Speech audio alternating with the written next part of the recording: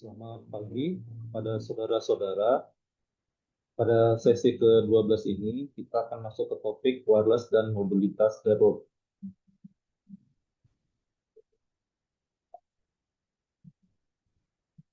Ini adalah referensi yang kita gunakan, khusus di textbook. Semua bisa diakses secara gratis di internet, bisa di-download langsung dari alamat apabila kita mengetikkan kata kuncinya di Google.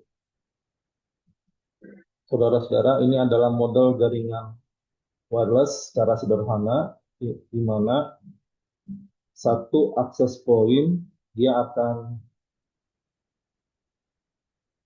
menjembatani komunikasi antar 4 perangkat, yaitu laptop, PDA, personal data assistant, smartphone, dan tablet.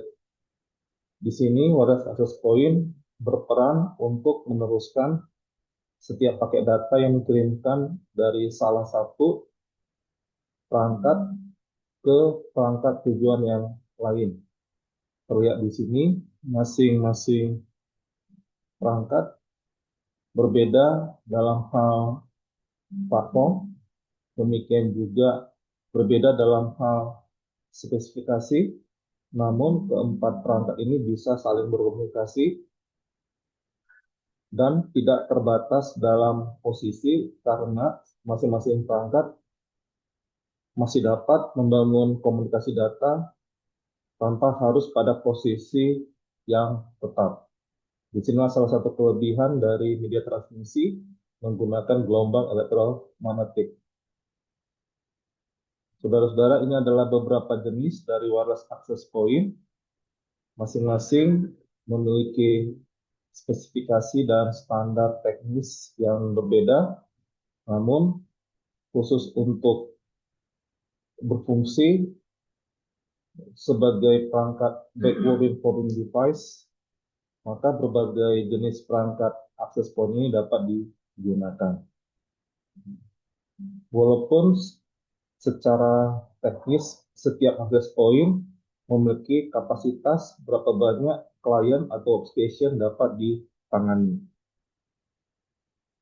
Saudara-saudara, teknologi wireless pasti berbeda dengan media transmisi kabel. Sudah pasti dari sisi yang satu menggunakan secara fisik, sedangkan media transmisi wireless tidak bisa kita lihat ataupun bisa kita genggam secara nyata, karena masing-masing media transmisi ini memiliki karakteristik yang khusus. Demikian juga dalam hal prinsip kerja. Pada dasarnya, untuk teknologi wireless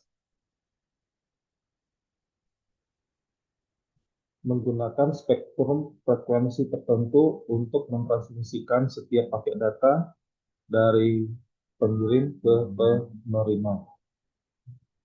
Seperti halnya dengan media transmisi kabel, khusus untuk persoalan bit error, ini menjadi satu bagian penting disebabkan kondisi gangguan tidak dapat diprediksi, namun yang pasti dibandingkan dengan media transmisi kabel, untuk teknologi wireless cukup rentan terjadinya gangguan. Saudara-saudara, ini adalah pembagian spektrum frekuensi gelombang elektromagnetik terbagi dua, spektrum radio dan spektrum optik, di mana spektrum radio panjang gelombangnya lebih besar dibandingkan dengan spektrum optik. Kita tahu bahwa perbandingan antara panjang gelombang dan frekuensi itu berbanding terbalik. Semakin tinggi tingkat sebuah spektrum frekuensi, maka panjang gelombangnya semakin pendek. Demikian juga sebaliknya.